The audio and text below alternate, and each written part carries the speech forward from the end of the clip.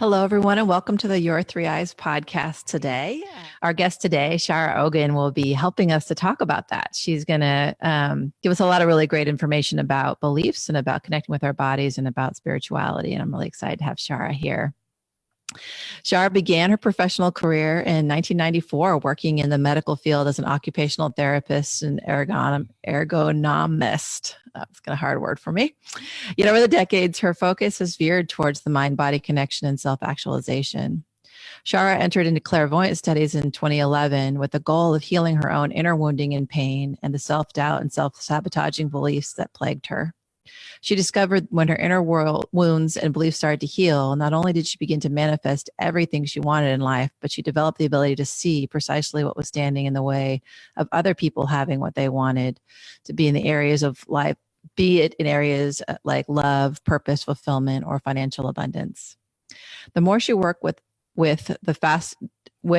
the spirit world, the faster her abilities grew to remove blocks and set people on their way towards living the life of their dreams. And this path is synonymous with the path of the soul's truth and intention. Shara now works as a manifestation coach, Feldenkrais practitioner, and intuitive healer. Shara combines, her work combines numerous modalities such as NLP, ancestral DNA healing, past life reification healing, energy healing, coaching, trauma release, and somatic hands-on healing. The reason her work is so effective is because in order to really heal a long-term issue, it must be addressed from numerous angles at the subconscious and subcortical level, as well as at the conscious level.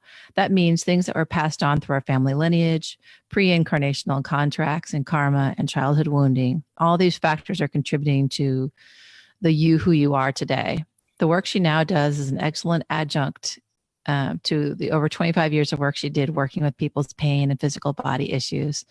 Shara, I'm so excited to have you here on the show. Thank you for joining us. That's an incredibly impressive resume you have there.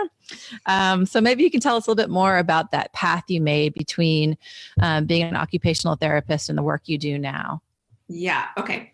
So, my occupational therapy story is I was mainly working with people over the past, my last 10 years of doing OT. It was all outpatient, hand therapy, carpal tunnel, shoulder pain, neurological pain, and people with neurological issues. And I love the work. I still love working in that capacity.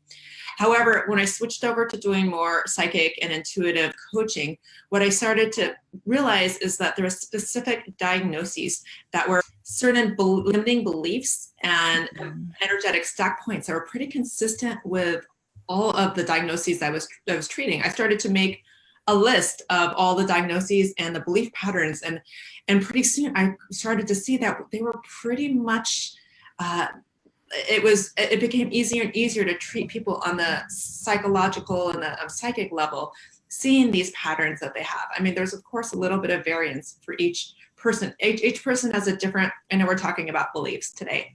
And so, there's maybe 6 core limiting beliefs, like I'm not good enough, I'm on the outside, but there's different flavors of each one.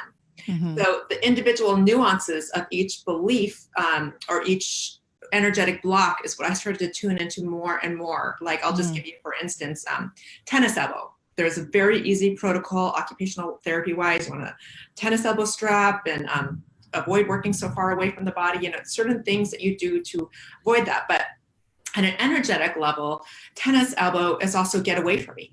Like every person I did a reading on, it was get away from me. And then I started to see how that and by the way, when people hear this information, they may deny it, or it may not make sense at first. But then if they, depending on where they are as far as interpersonal work, they eventually might usually see how this really pertains to them and the way that they're blocking, maybe what they're blocking receiving. A lot of people with tennis elbow just have a hard time receiving in general, and then get away from me as in like there's people that take their energy, and so they have a really good reason to push away. For all of our limiting beliefs, we have a really good reason for believing them. That they all started from when we were younger, and so there's nothing wrong with that. We don't want to have a blaming him or me or anybody. It's just seeing first of all the world in law of attraction perspective, that there's something I'm putting out that is attracting this back to me? And then also understanding that everything happens for a reason. Now, this took me, I mean, I definitely did not get this in my first 40 years of life. So this is not something I expect, if this is the first time you've heard this, to believe that right off. But what I do want to encourage is people who have physical ailments to, rather than this happened to me or taking the victim perspective, to understand that there really is a root cause that is different than what the doctors are telling you. That will really, once you understand it and see it, it will really help you on your trajectory, on your evolution, on your life path. And then there's one other really quick point I want to make here that's super important. And that is that if we have unexpressed desires or limiting beliefs or things that are really bringing us down into the tar pits and they're not healed, they will most likely eventually result in some sort of somatic response, which could or could not result in pain or diagnosis or injury down the road. Mm-hmm. So just because you don't have an actual, you're pushing people away and you don't have tennis elbow, that doesn't mean you're not going to get tennis elbow. It could mean that there's other, you're let's just say you're prone to being the receptor for that diagnosis. Well, that's really interesting. There's so many things that I want to ask you about what you just shared there. But the first thing that I'm really connecting with is actually something from my own body as well. So I did a martial art for a very long time, and I had a lot of injuries from that. And one of the main ones that I had was in my back and my lower back. It's still evident if I get up after a while. I kind of walk crooked for a little bit. But a few years back, it got so bad that I couldn't sit down anymore. And that's a problem in general, but especially for me, I spend most of my time in a desk job. And so I was finding that at my desk, I could sit down for maybe a half an hour, maybe 45 minutes. And then I would just start, like, it just became really untenable to stay seated much longer. The pinching started happening. So I'd have to stand up and stretch. I eventually went to a doctor, and, they basically give you something akin to a cortisol shot in your lower back. And it's a pretty intensive procedure. They have to use all these stabilizers, and you have to be driven home, and it doesn't last for very long, but it lasts for a little while. And so I did that, and the pain came back after that, procedure went away. So I actually did go to somebody who did energy healing, which haven't talked much about it. So people listening to the show are going to hear about it now for the first time, but it was a little bit for me of like, well, I've tried everything else. I do yoga. I've seen people, I've had the medical procedure. It hasn't lasted. Let me give this a shot. And so I work with a woman, and I don't know how you do your work. So it'd be great to hear how this approach works with you, but I work with a woman from England, and we would get on the phone, and she would tap into my body and tell me what she was noticing from my body, just because energy is energy, right? So she didn't need to be in front of me, which was like the first big leap I had to make. I didn't actually have to physically be present with her. And she would tap into my body. And a lot of what she was doing was clearing old ancestral patterns. So she'd go in and she'd be like, I see that 5 generations back, there was this deep wounding around having your voice, or all these different things would show up, right? And she would heal them systematically one by one. And we met over the course of, 3 months or something like that. And truly, I started out like, okay, we'll see. I don't know. Yeah. And I'll go there for a lot of spiritual things, but I'm like, this feels pretty out there, but I'm desperate. And by the end of those 3 months, she healed my lower back, and it's now been, 3 or 4 years, and none of those problems that were there existed. So I'm a big believer. That's a long ramp up for me saying that I'm a big believer. But maybe you can talk a little bit more about, again, if you diagnose a limiting belief, how do you get to that limiting belief? And then what's your next step with a client? Okay, there's so much I want to say right now. Okay, all right. Start there, and then we'll keep going. Okay, I'm going to come back to that question in a second. The first thing I want to say is anything I say on this call is not a substitute for medical help. Right. I mean, I actually come from a family of doctors. My hardest client ever is my family, of course, doctors. But anyways, okay, where to even begin?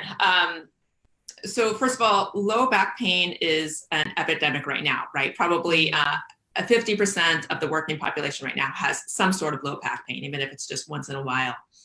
And it's interesting, I was just thinking this as you're speaking, that diagnoses come generationally. So low back pain is carrying the weight of the world.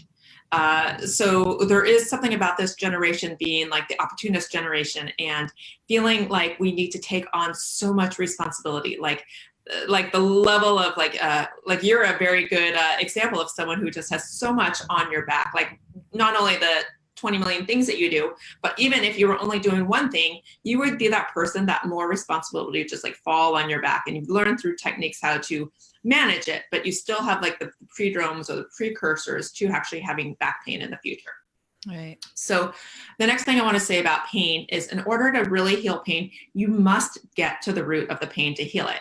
So a lot of, therapists or, physical therapy will give you a stretch to heal it, or a lot of psychologists, they'll give you a technique that heals it for now. Actually, I'm not even going to name what I'm thinking, but anyways, you have to get to the deep work. So with any long-term diagnoses, there is a root belief, and there is what I call pictures. And the pictures could be the ancestral stuff or the pre-incarnation stuff, or it could be your childhood.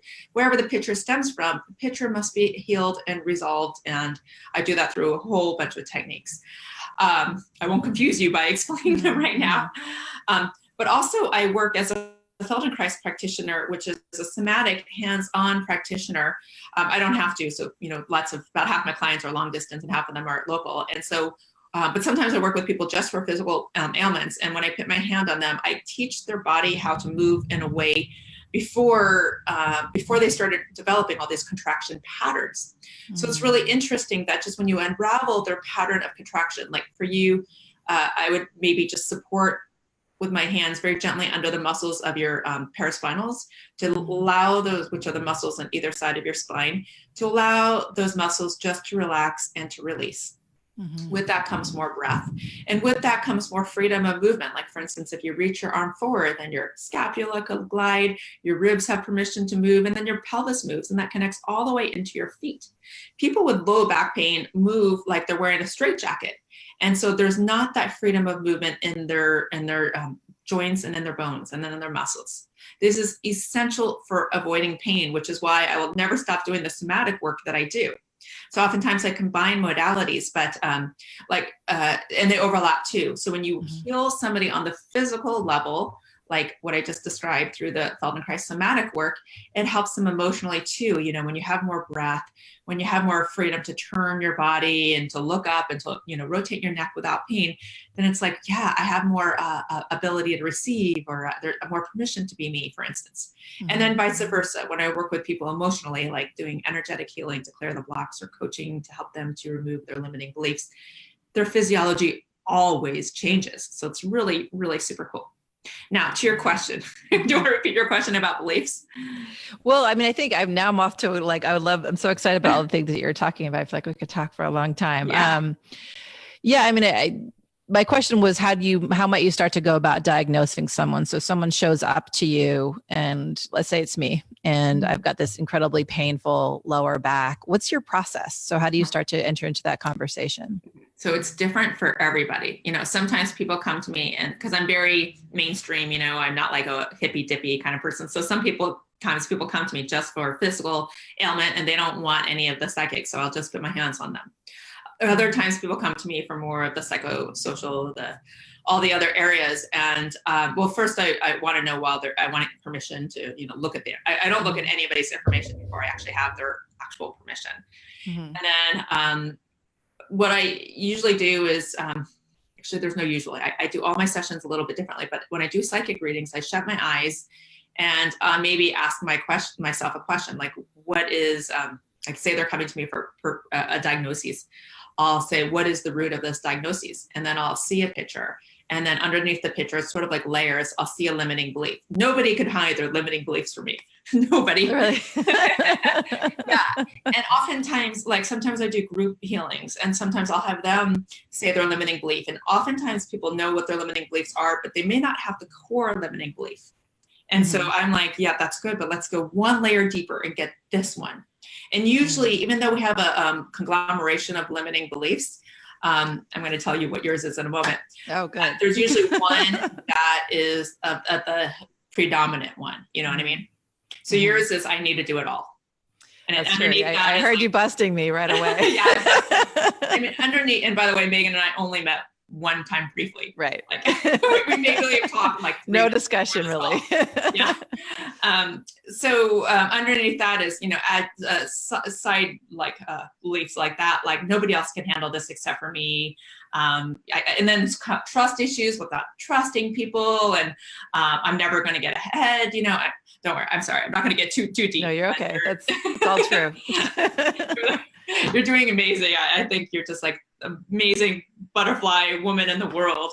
My main what I want to leave with you is you don't have to work so hard to get to where you want. And so for you, it looks like it's just a little bit of a mind shift. You know what I mean? And for everybody, if you just, because we live in a law of attraction universe. So if we just change our mind about these certain perspectives, then your life will change. Like literally, I was very a wounded bird growing up. I had no friends. I had no boyfriends. No men wanted to date me. I was just consumed with, at the core of me, I was on the outside and I was isolated. And even though on the outside, it looked like, I came from, middle class. I looked like, I had everything provided for me. I looked, on the outside, I had a nice home, nice family that loved me. Everybody would have been like, oh, she had a nice childhood. No, on the inside, I was suffering so bad. I didn't know how to talk to people. I didn't know how to express myself. I've done years of healing myself to get to where I am. And so we're all on our own process. And part of the reason I think why I suffered so much in my life is so that I could become more compassionate and see people. A lot of my population I work with is actually it's 50% is the population we're talking about, and 50% is women towards the end of their childbearing years.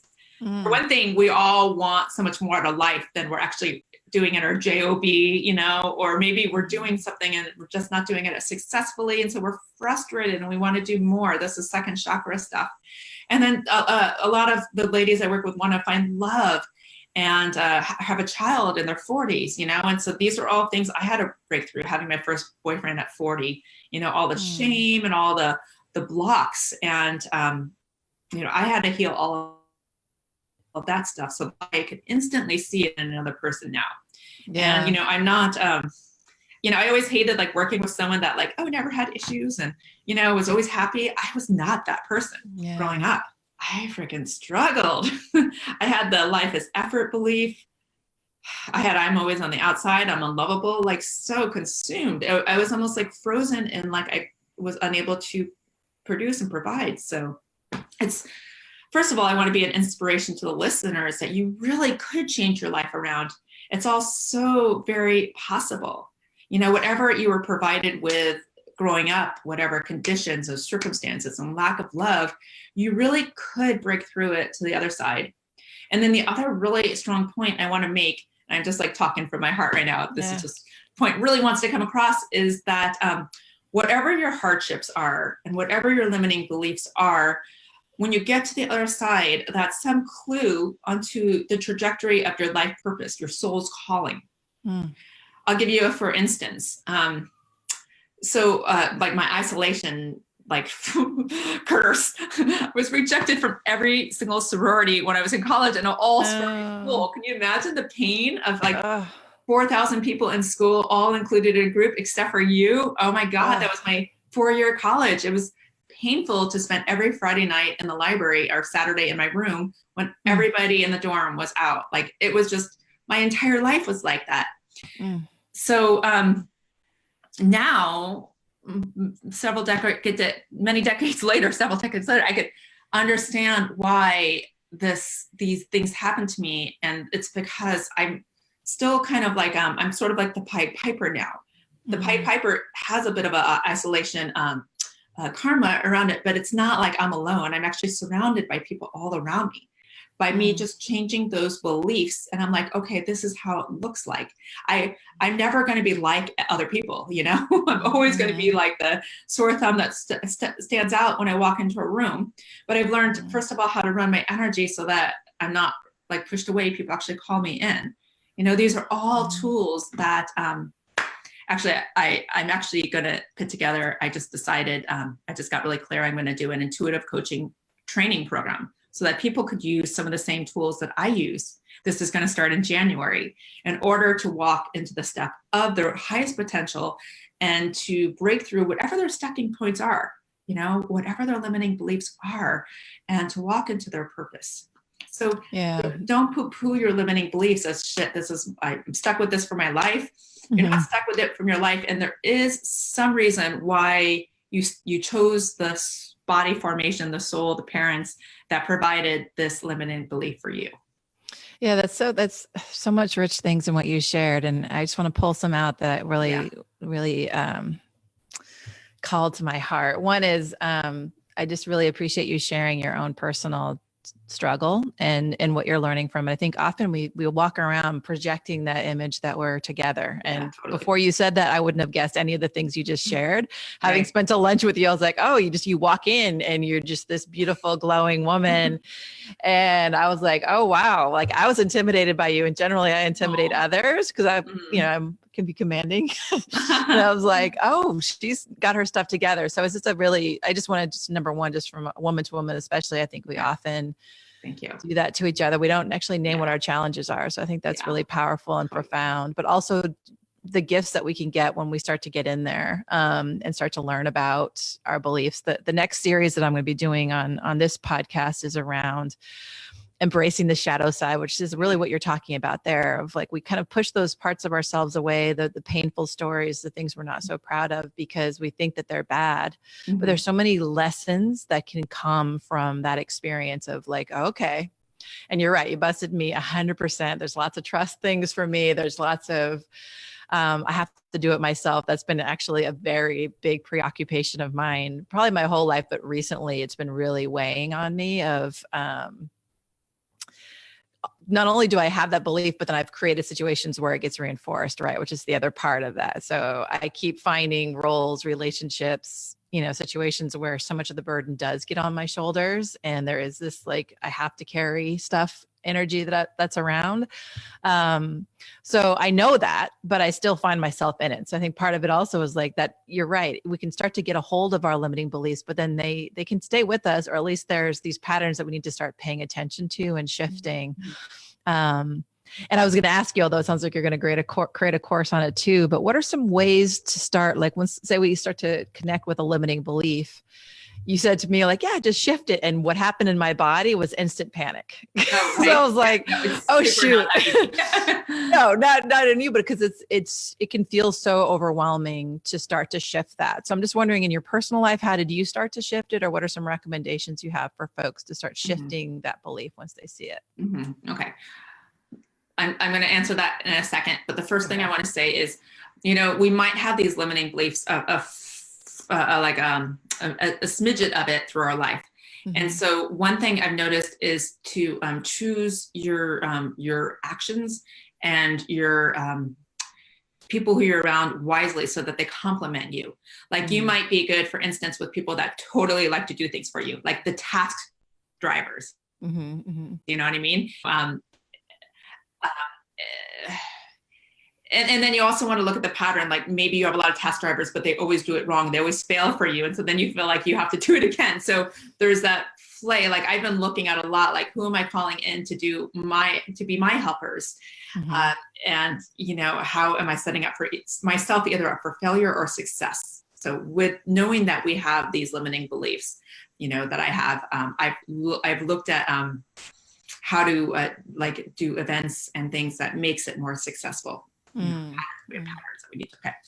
All right. So in order to heal a belief, you need to hit it from like 15 different techniques, all because I've seen psychologists for years, and that never helped me to heal myself in any way, because it's always good to talk. So I don't want to poo-poo that, my husband and I actually go to talk therapy right now. And so it's very helpful. However, you must work with someone that could take you beyond what you could actually recall in your mind. So some of this is Okay, I have to tell you, I just this is another thing I do for the ancestral healing is family constellations, which is the most amazing work ever on healing subconscious family issues that get stuck. It could be up to 7 generations in the past, or it could even be further, but they get stuck somewhere. And then when they're not healed and one person is pulled out, they call it the soul of the family, then it gets passed on and down generations, inherited. So first of all, we need to realize this isn't necessarily our stuff. Okay, so when I was saying I heal the beliefs from many different, sometimes as a psychic, I have techniques that I remove for my clients. Sometimes I have the clients do the work. It needs to be a combination and a teamwork effort. Now, the next thing I want to say about limiting beliefs is you must go to your inner child, your wounded child. All of our limiting beliefs start from the age of 2 to 5. Our youngest years, or even from the birth to 5, I should say. From the moment you are born, they actually say 6 weeks is when your cortical activity starts to speed up. 6 to 7 weeks of life is when you start to be like, oh, that's a ball. I mean, you're not thinking ball, but you're seeing the form and the shape and the spatial relationships and the people, and your emotions start to connect with your mom and everything.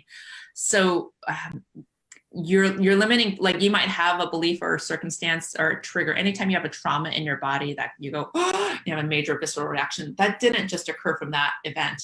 It occurred from the first 5 to 6 years of life. That's where you develop your cellular attraction point for whatever it is. You know, maybe mom left you all the time and you're like, I'm abandoned, I'm alone, I need to do it myself.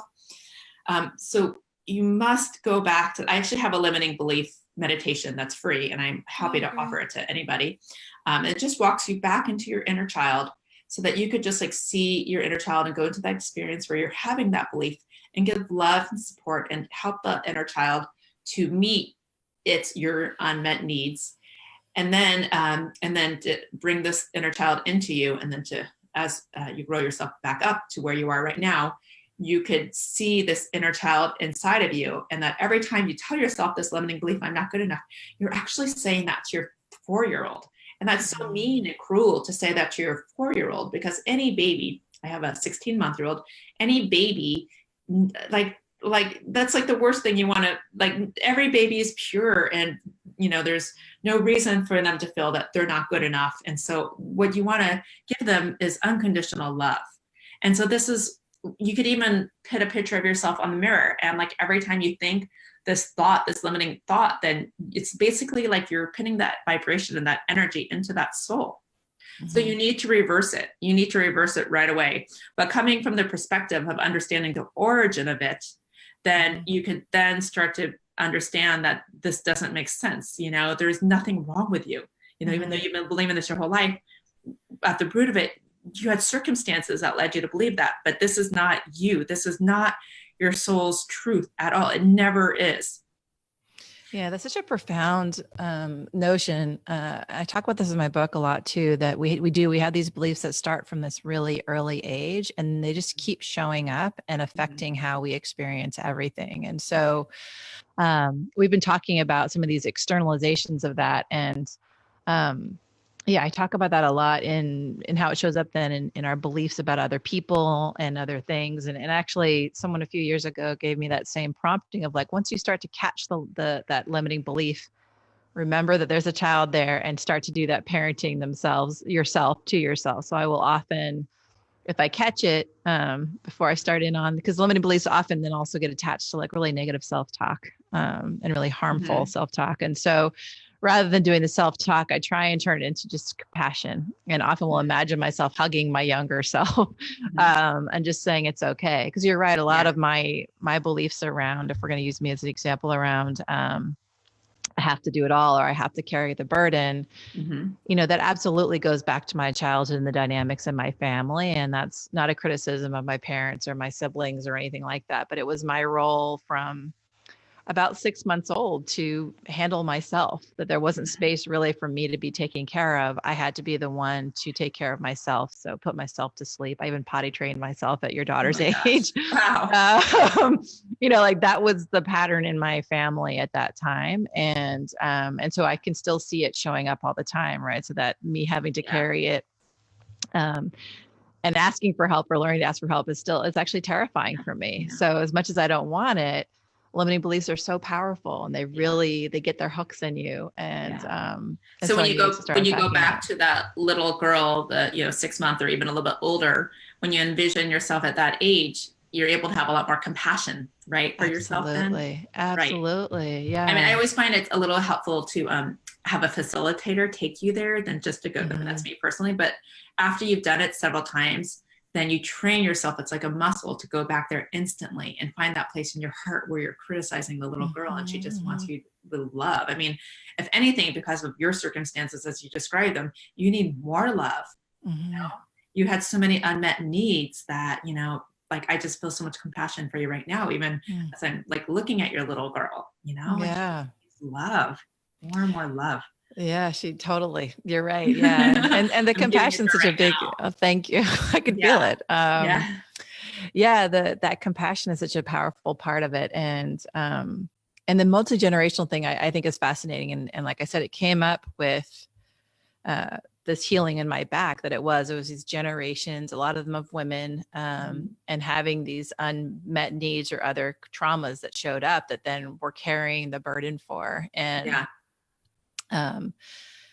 as much as it was somewhat painful to know that I was holding all of that, or that was there, I also then felt this deep connection to my history and to my ancestors that I didn't have before. And I thought that was really powerful as well. So super exciting to have that connection. When you heal yourself, you actually help to heal your ancestors and vice versa. But I do feel like something like family constellations, where you could heal the subconscious holes, could really help to heal it. I mean, he hit it from as many different angles as you can. That's my advice.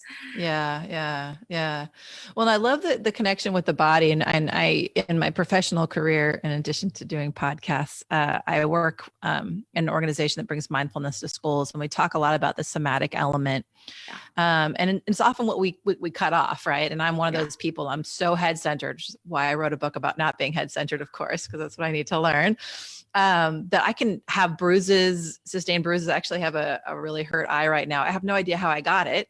You have a high pain tolerance. I could see that about you. Absolutely. And I don't even notice, but I'm so disconnected during the day, even of just traumas that can happen to my body, that they happen anyway. But then learning to start to listen to your body more and to start to get some of those clues. So I'm wondering if you can give us any sense of like, what are some modalities for doing that, or how can we start to build a better connection there? Well, first of all, we all have a really good reason for disconnecting from our body. It's a defense mechanism that almost all of us, to some degree, developed when we were young, when we were in situations that felt unsafe, such as mom and dad fighting or being all alone. We literally left our body in order to not feel the pain. That's the reason why that happens. Right now, and I actually want to just say this point and really underline it, that we need to heal these things within ourselves, because it affects everything. We're like the collective consciousness. Everything affects everybody else. And also it affects all of the generations downstream, whether you put your life force energy into birthing a child or into birthing a project or anything else. We must heal, like wherever state of emotional hardship we are in, or health, affects everybody. We're like this interconnected web. It's really, really super powerful. So right now there's certain like syndromes or diagnoses going on that I actually don't see in our child generation as much, like around effort and some of the things that we're talking about we have to do it all of ourselves. And that's why, women are getting thyroid issues and like it kind of frustrates me. They're going to doctors and they're getting surgeries that, if they just actually heal these things within inside themselves, they don't have to go that medical route. But it's hard to break your pattern and to enough to heal it in your lifetime. Wait, what was your question? No, that was great. The question was, we live separate from our body so much. What are some ways to start to learn to listen to it? Yeah. I love to go on different tangents. It's my second chakra gets so open. I open one door. That's how I do readings. I open one door and then there's another door and another door.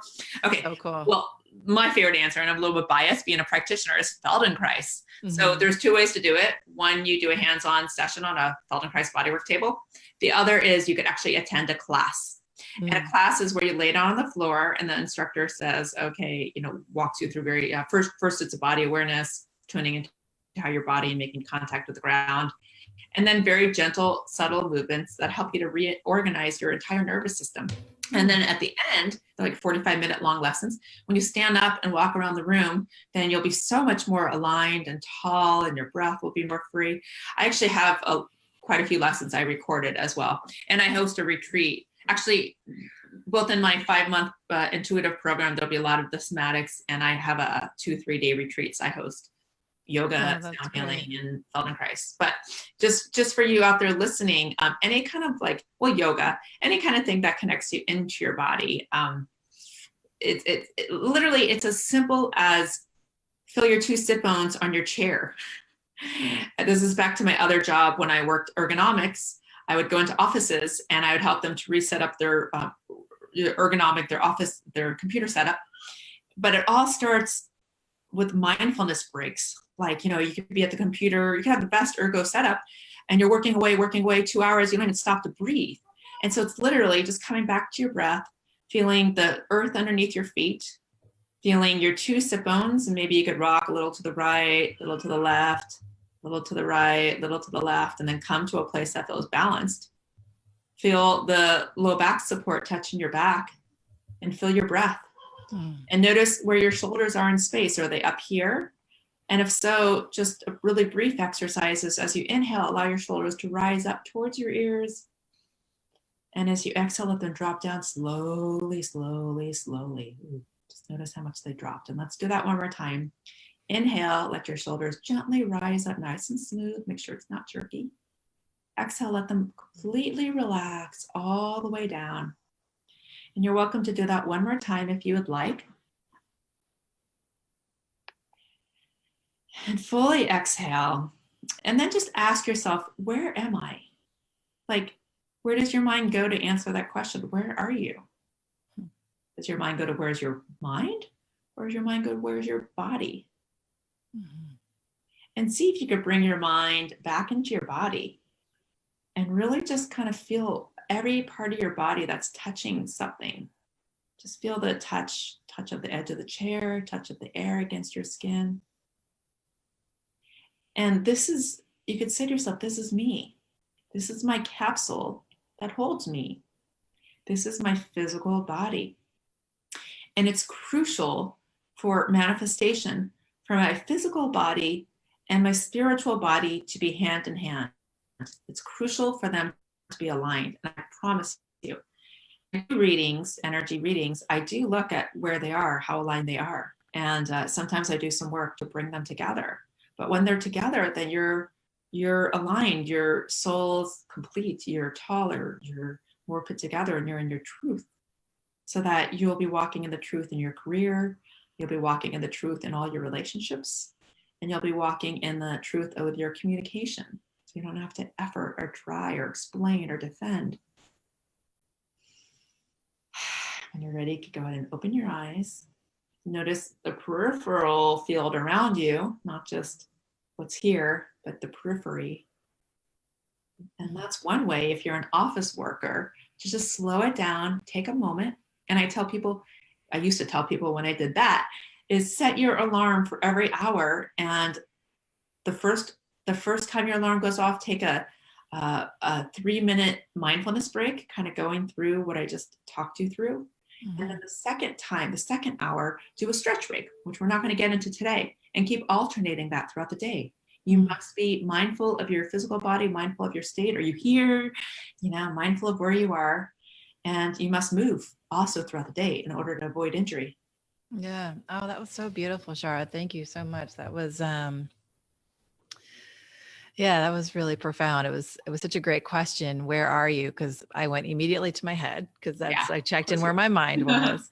And I actually often even notice in pictures of myself, I'm leaning forward. So that head forward pivot is such a big thing for me. I'm so stuck in my head so much of the time. So I appreciate that reminder around that and around what we can learn from our body. I've been looking into and getting excited about, and I'm wondering what your opinion is on, there's more and more research that we actually have neurons in our chest and in our guts that are giving us information. And I don't know if you've heard of that research. So I try as much as I can. I'm like, okay, like if something happens and I can like, let me notice the somatic response. So am I feeling open or closed? And maybe we'll take a break because I know you have a baby I can hear. Well, yeah, I just want to say something really briefly to that, yeah, like 85% of your neurons are in your gut. Literally, your gut is your second brain.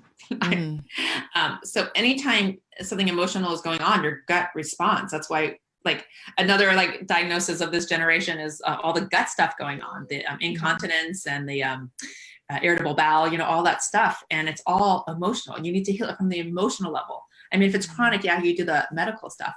And then briefly, you're saying you're very forward. I'm guessing like about 70% of the world is very forward because we're reaching for life. Now, there are some people that are back and they're more bring it to me, you know, maybe passive, maybe, you know, that kind of vibration.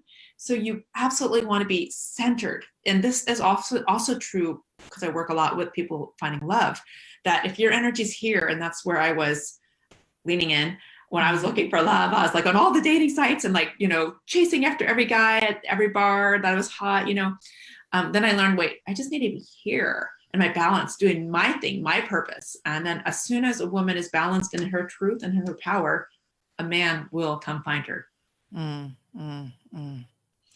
Yeah, I need that for my personal life too. So thank you for that message. Or the same sex, whatever. No, it's you're right there. Yeah, that's super helpful. Yeah, just that idea of the striving and how that doesn't necessarily bring us forward for anything. I have a few more questions for you. Do you need a break real quick, or should we keep going? I just want to check on you. I think I'm okay. Okay.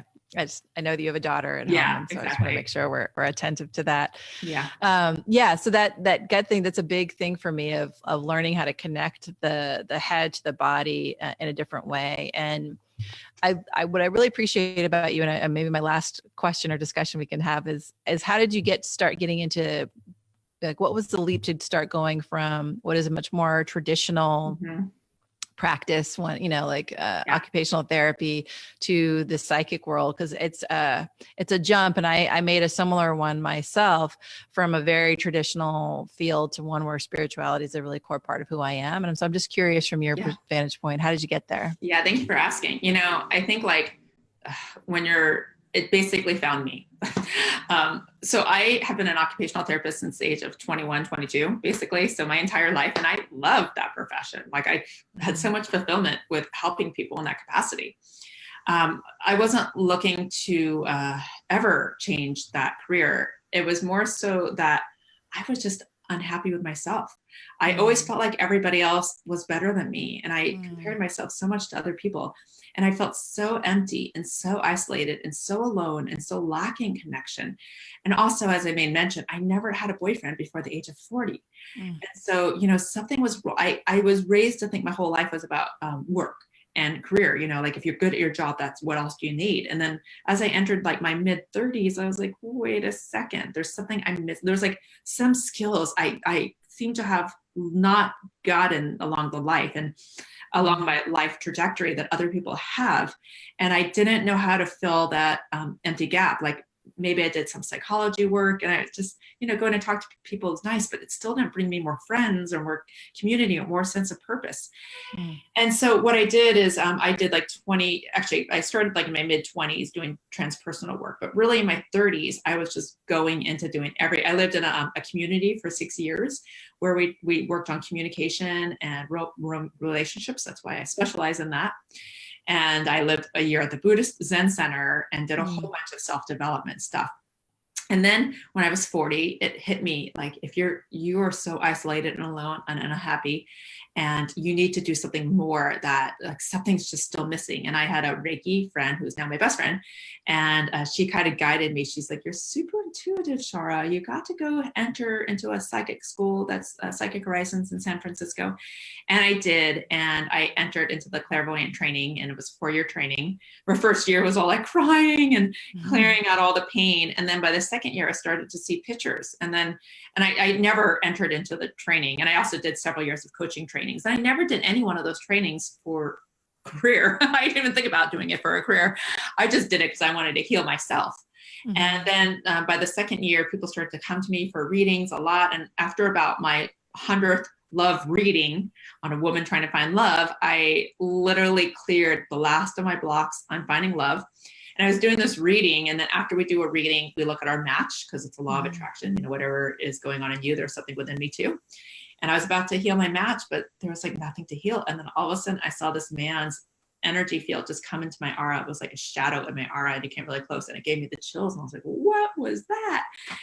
And that's about the time I met my husband, actually. Oh, wow. So, but I didn't recognize my husband because I wasn't into him. He pursued me for months. And then I was like, well, okay. And now I realize he's exactly everything I've ever wanted in my entire life. He's the most beautiful man in my dreams. But anyways, yeah, we have a good love story right now. So then I just was like, oh my God, this is the most powerful work. And so for a while I was doing both the OT and that, but my OT job actually told me they didn't even need me after I went on maternity leave. And then I was like, you know what? It's like all the universe is pointing me in this direction. And I just have so much joy with teaching and helping people. And I want to be more accessible to more people. So like, there's this energy moving through me that's like, just go out there and do it. The universe. What I love about your story, and it's maybe a good one to start to wrap up on, is when you look back at your life, all those different pieces fit together, right? And so when I hear you talking about your life, number one, you talk about the isolation you experienced when you were younger, and then you had a career, and I started my career at 21 too. So then you had this career that you love and you're dedicated to, that is still here. And I think that's part of what I think people will miss, is like, actually your occupational therapy career is absolutely still a part of what you do now, but you've made it different. So you've kind of added an and to that. Yes. And that as you stayed open to your life and the messages that were coming up, how that started to shift and change how you showed up. And even, losing your job at, or being told that you didn't need to come back after maternity leave, and then that opening you up to so much more. Such a beautiful story of how you're just continuing to open and unfold. And that's such a beautiful reminder. It's always easier when it's not you looking at your own life too, but I can see that trajectory, and it's just beautiful. Thank you. Do you maybe want to tell folks how they can work with you or connect with you more? Sure. Well, I'll tell you, my website, the easiest thing is my website is sharaogin.com. I'll spell that for you. It's SHARAOGIN.com. And then if you go to sharaogin.com/healingslive, that's with an S, Healings Live, you'll see the schedule of my online healings that I'm going to do every Friday at noon. So I basically do a free group healing and a free one-on-one healing. And eventually the schedule might change. So just check there for the schedule. Oh, you have so much to offer. And I'm just so glad that you took the time today to talk, Shara. It's really exciting to hear what you're doing. And thank you so much for your time and energy today. And it was so great to talk to you. Yeah, you're so I want to have you back. Too. Okay, good. Yeah, you're so multi-talented too. I'm so excited to get to know you. Yeah. Well, I look forward to seeing you at one of our luncheons soon too, so I can give you a hug in person. That sounds good. Okay. Awesome. Thank you, Shara. Yeah. Bye-bye.